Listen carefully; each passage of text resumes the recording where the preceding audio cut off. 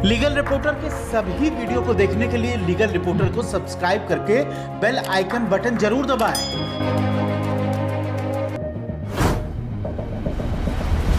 नमस्कार, मैं हूं विप्लव अवस्थी। लीगल रिपोर्टर में आपका स्वागत है। आज हमारे साथ बातचीत करने के लिए सीनियर एडवोकेट रमेश गुप्ता जी हैं, जो दिल्ली बार काउंसिल के चेयरमैन चुने गए हैं। रमेश जी, सबसे पहले लीगल रिपोर्टर की तरफ से आपको बहुत बहुत बधाई चेयरमैन चुने जाने के लिए।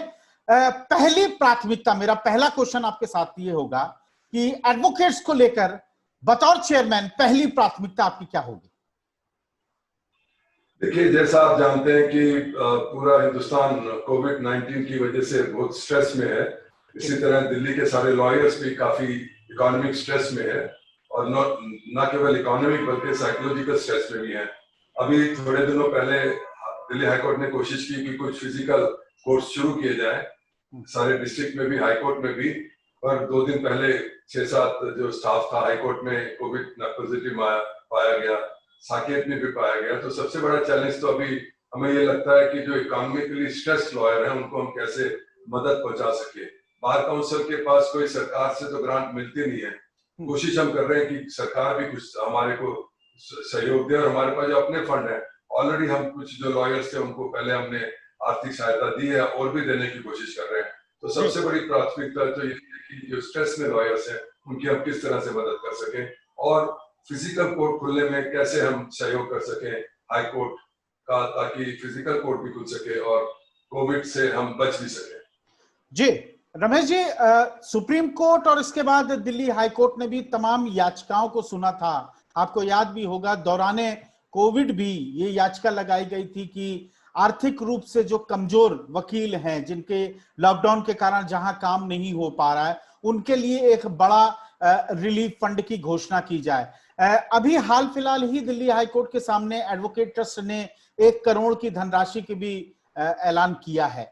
आपको लगता है, मेरा सबसे पहले क्वेश्चन है, कितनी बड़ी संख्या है ऐसे एडवोकेट्स की? क्या बार काउंसिल के पास अभी तक ऐसी कोई पुख्ता सूचना आई है जिनको इमीडिएट रिलीफ की जरूरत है? और क्या, मेरा दूसरा इसी में सवाल है, क्या उनकी जो जरूरतें हैं, एडवोकेट्स की जरूरतें हैं, उन्हें पूरा करने के लिए सफिशिएंट फंड है आपके पास?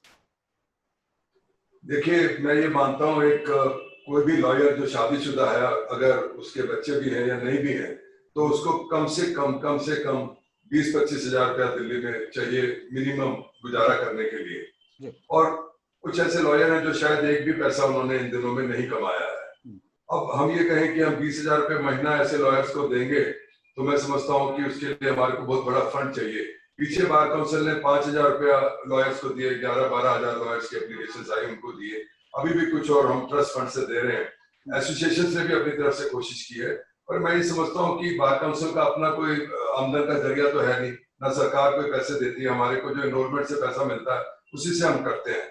तो मैं ये समझता हूँ कि अगर ऐसे ही चलता रहा तो कम से कम हमारे को 100 करोड़ रुपया चाहिए बार काउंसिल को, सारी बार एसोसिएशन को मिलकर, ताकि हम जो ऐसे लॉयर हैं जो बिल्कुल आर्थिक रूप से दब गए हैं उनकी मदद कर सके। दूसरा, हम अपील भी करेंगे जो ऐसे सीनियर एडवोकेट्स हैं जो संपन्न है और जो जिनको अभी अगर ना भी कमाई हो मदद कर सकते हैं, और ऐसे सीनियर एडवोकेट जो अभी वर्चुअल हियरिंग्स में भी लाखों रुपए कमा रहे हैं, उनकी हियरिंग हो रही है, तो उनसे भी हम अपील कर सकते हैं कि भाई आप कम से कम 10-10 परिवारों को अगर आप अडॉप्ट कर सकें कुछ महीने के लिए, तो शायद उससे कुछ राहत मिलेगी। तो ऐसा मेरा सोच है। हम बार काउंसिल में सभी मीटिंग करके ये तय करेंगे कि ऐसे सीनियर एडवोकेट जो रेगुलर वर्चुअल हियरिंग कर रहे हैं उनसे अपील करें कि वो धनराशि या तो डायरेक्ट 10-20 परिवारों को दें, या बार काउंसिल के माध्यम से या बार एसोसिएशन के माध्यम से उन लॉयर्स तक पहुंचाएं। दूसरी बात है कि काफी लॉयर तो दिल्ली में जो किराए पर रहते थे और जो बाहर से आते थे, बिहार से, मध्य प्रदेश से, हरियाणा से, वो अपने गाँव में वापिस चले गए हैं। और वो अभी इसलिए नहीं आ रहे हैं कि अभी दिल्ली में कोई काम नहीं है, और वहां उनका गुजारा क्योंकि अपने घर है किसी तरह कर रहे हैं, पर अल्टीमेटली उनको दिल्ली में तो वापस आना ही है। तो उसके लिए तो मैं समझता हूँ कि फिजिकल कोर्ट का शुरू होना बहुत जरूरी है, पर साथ में ये भी जरूरी है कि हम ऐसी व्यवस्था करें कि किसी भी तरीके से कोविड के वो शिकार ना हो जाए। दोनों चीजों को देखते हुए हम ये हाईकोर्ट भी बड़ा, दिल्ली हाईकोर्ट काफी, मैं समझता हूँ कि ईमानदारी से इस बात की कोशिश कर रहा है कि जल्दी से जल्दी फिजिकल कोर्ट शुरू हो। आर्थिक जो है सहायता देने के लिए तो या तो प्राइम मिनिस्टर रिलीफ फंड से हमारे को कुछ पैसा मिले या कोई और फंड हो उससे पैसा मिले, उसकी हम कोशिश करेंगे। आम आदमी की अगर भाषा में रमेश जी हम समझना चाहें तो मुझे ये बताइएगा कि क्यों वर्चुअल कोर्ट्स से एडवोकेट्स को फायदा नहीं मिल रहा है और फिजिकल हियरिंग जरूरत है। जैसे कि मुझे जानकारी है कि 1 सितंबर से दिल्ली में करीब 25% कोर्ट्स की शुरुआत हुई है, तमाम एसओपी जारी की गई हैं डिस्ट्रिक्ट कोर्ट्स की तरफ से, लेकिन क्या इसको थोड़ा सा बताने की आप अगर कोशिश करें कि आखिर फिजिकल हियरिंग की क्यों? जी वर्चुअल हियरिंग आप पूरे चाहे सुप्रीम कोर्ट लगा लीजिए या हाई कोर्ट लगा लीजिए या डिस्ट्रिक्ट कोर्ट, केवल अर्जेंट जो मैटर्स हैं उनकी हियरिंग अलाउड है। हम पहले एक एप्लीकेशन लगाते हैं और जो भी या तो जज या रजिस्ट्रार इस बात को तय करता है कि इस केस में अर्जेंसी है, उसकी ही केवल सुनवाई होती है। और वो सुनवाई मैं समझता हूँ कि पूरी लिटिगेशन की 10% भी नहीं है।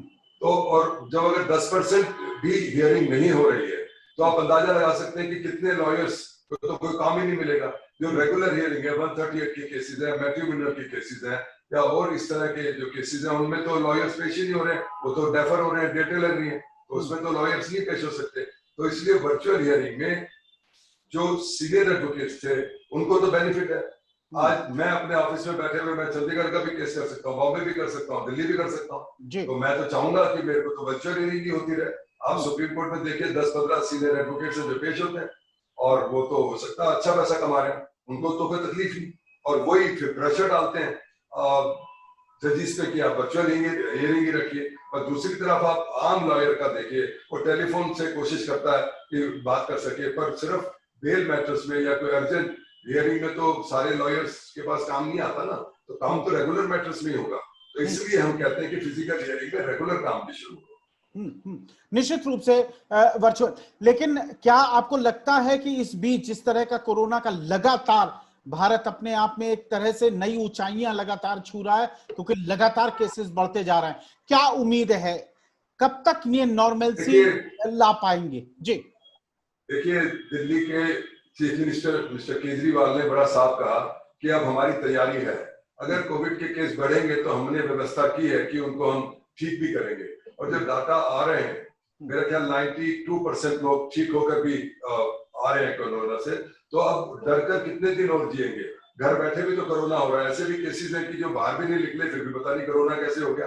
तो और दिल्ली हाईकोर्ट ने बड़ी अच्छी व्यवस्था की है। कल मैं फिजिकल हियरिंग पे गया था, काफी उन्होंने व्यवस्था की है। आप बिगर केस के जा नहीं सकते, बिगर आइडेंटिटी कार्ड के नहीं जा सकते, किसी बगैर जरूरत के आदमी को अंदर नहीं जाने दिया जा रहा। कोर्ट में भी सोशल डिस्टेंसिंग मेंटेन हो रही है, इसी तरह डिस्ट्रिक्ट कोर्ट में भी है कि सोशल डिस्टेंसिंग मेंटेन हो रही है। तो मैं ये समझता हूँ कि अब दिल्ली हाईकोर्ट इस बात के लिए तैयार है कि आहिस्ता आहिस्ता फिजिकल हियरिंग को शुरू करेगा।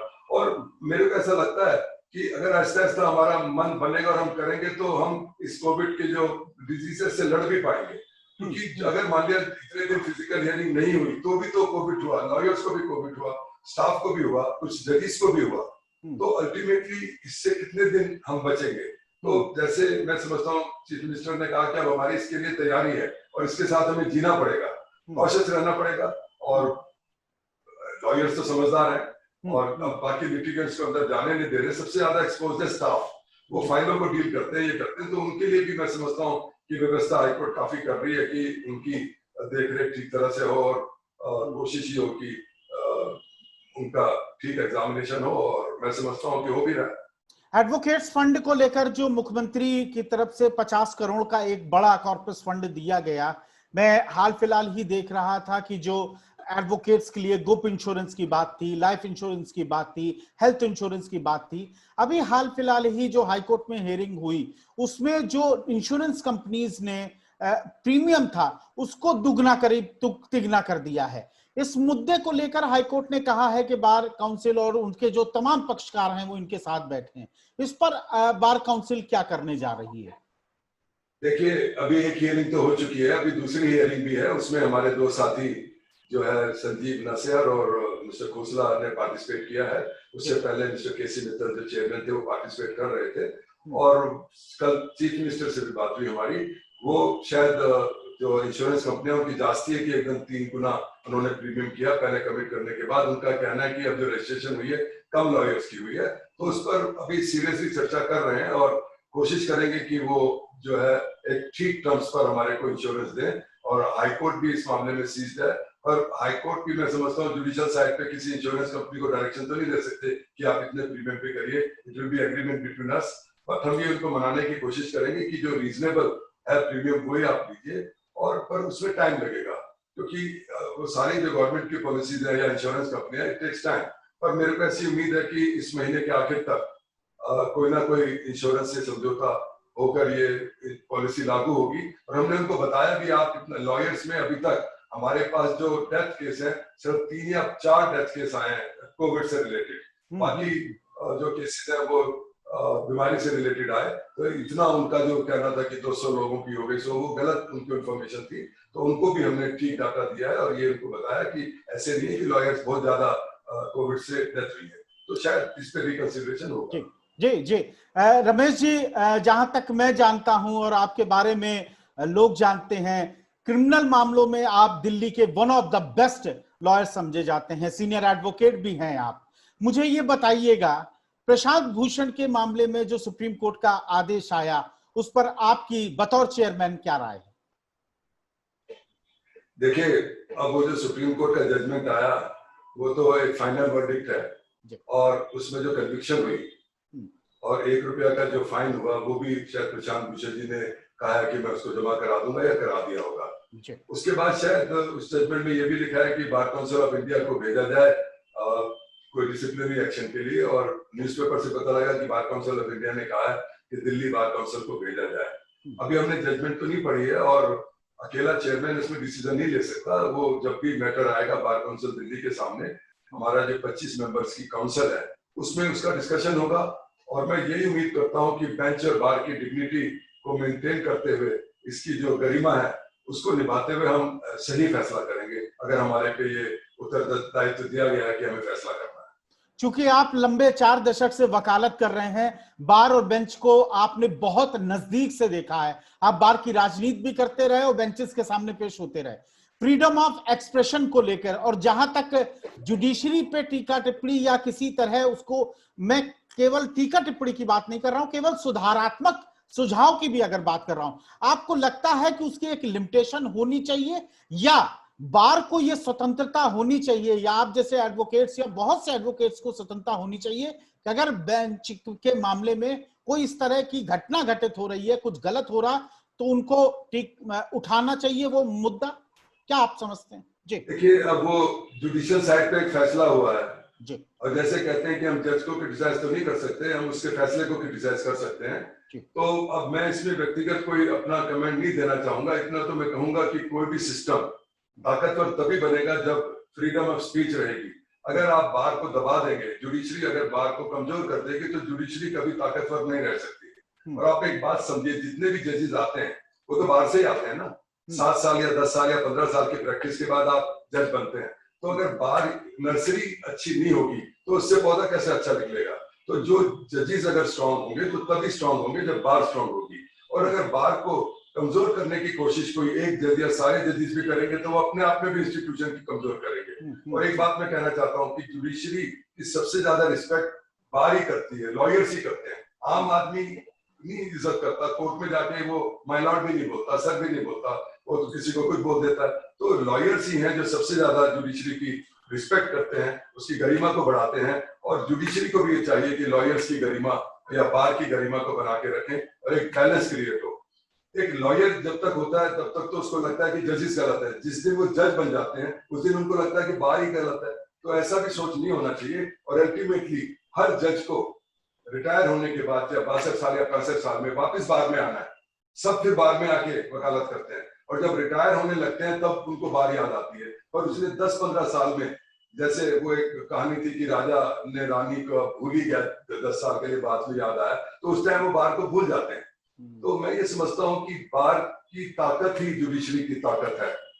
तो ये जो इंसिडेंट हुआ इस पर तो मैं नहीं कमेंट करूंगा, इसलिए कमेंट नहीं करना चाहिए मेरे को, क्योंकि अब हमारे सामने ये मैटर आएगा, उसमें जो भी हम फैसला करेंगे वो हम बार काउंसिल ऑफ इंडिया को भेजेंगे। नहीं, उसका अगर वो अपील करना चाहेंगे तो बार काउंसिल ऑफ इंडिया पे जाएगा। पर इसमें दिक्कत क्या है कि कंप्लेनेंट कोई नहीं है। अगर हम प्रशांत भूषण जी की बात करेंगे, वो रिस्पोंडेंट तो हो सकते हैं, पर कंप्लेनेंट कौन होगा इसमें? वो जजिस तो आके कंप्लेनेंट बनेंगे नहीं। तो उस पे हमें जजमेंट के बेस पे ही हमें को डिसाइड करना पड़ेगा।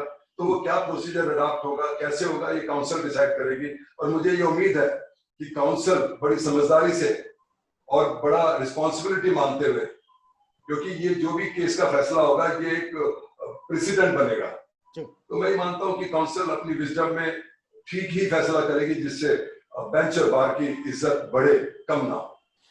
अब मेरा एक अंतिम प्रश्न है, आपका जो चेयरमैन का कार्यकाल अब शुरू हुआ है, अगर मैं दो बड़ी प्राथमिकताओं की बात करूं तो पहले दो बड़े कार्य बार काउंसिल की तरफ से क्या होने जा रहे हैं? दो बड़े, अगर देखिए, पहली तो सबसे बड़ी यही है वेलफेयर ऑफ द लॉयर्स। ये तो अचानक एक कोविड-19 की स्थिति आ गई, उससे पहले भी अगर ये नहीं भी होती तो भी लॉयर्स की जो वेलफेयर है वो बहुत जरूरी है। लॉयर्स की कोई रिटायरमेंट बेनिफिट नहीं है। हम अगर मान लिया वकालत करते हैं कोई 60 साल, 65 साल, 70 साल और बीमार हो जाते हैं, कुछ होता है, हमारी कोई स्टोरेज, किसी तरह की सिक्योरिटी नहीं है। बाकी हर जॉब में आप 30 साल नौकरी करके 30 साल 40 साल की आपको पेंशन मिलती है, सिक्योरिटी मिलती है। तो ऐसा कुछ भी नहीं है। सबसे बड़ी प्रायोरिटी यह है कि लॉयर्स का कुछ ऐसा फंड हो या ऐसी इंश्योरेंस हो कि अगर वो रिटायर होना चाहे 60 या 65 साल की उम्र में, तो उसको या तो पेंशन मिल सके या फंड मिल सके। पहली प्रायोरिटी तो ये है। और दूसरी प्रायोरिटी है कि बार काउंसिल पे एलिगेशन लगता रहा है कि हम लॉयर्स में इंडिसिप्लिन जो है या जिनकी कंप्लेंट आती है प्रोफेशनल मिसकंडक्ट की, हम उनके खिलाफ कुछ नहीं कर पाते। दूसरी मेरी प्रायोरिटी रहेगी कि लॉयर्स में डिसिप्लिन बढ़े और जो लॉयर्स मिसकंडक्ट करते हैं उनको जल्दी से जल्दी डिसिप्लिनरी एक्शन में उनके खिलाफ एक्शन हो, ताकि एक मैसेज ये जाए कि हमने अपनी इज्जत को रखना है, प्रोफेशनल मिसकंडक्ट नहीं करना और कोई गलत काम नहीं करना। क्योंकि लॉयर्स की जो व्यवहार है उससे दुनिया देखती है, सारे उससे समाज हमसे ये उम्मीद करता है कि हम समाज में अच्छी तरह रहें, अच्छी तरह व्यवहार करें। तो दूसरी प्रायोरिटी मेरी ये रहेगी कि हम लॉयर्स के लिए एक डिसिप्लिन पैदा करें और जो गलत काम करता है उसको ये डर रहे कि बार काउंसिल उनको सजा दे देगी और उनका लाइसेंस सस्पेंड कर सकती। बिल्कुल बिल्कुल। और इसी के साथ ही आपको चेयरमैन बनने के लिए एक बार बहुत बहुत शुभकामनाएं दोबारा से। बहुत अच्छा लगा आपसे बातचीत करके। फिलहाल लीगल रिपोर्टर में इतना ही। लीगल रिपोर्टर के सभी वीडियो को देखने के लिए लीगल रिपोर्टर को सब्सक्राइब करके बेल आइकन बटन जरूर दबाएं।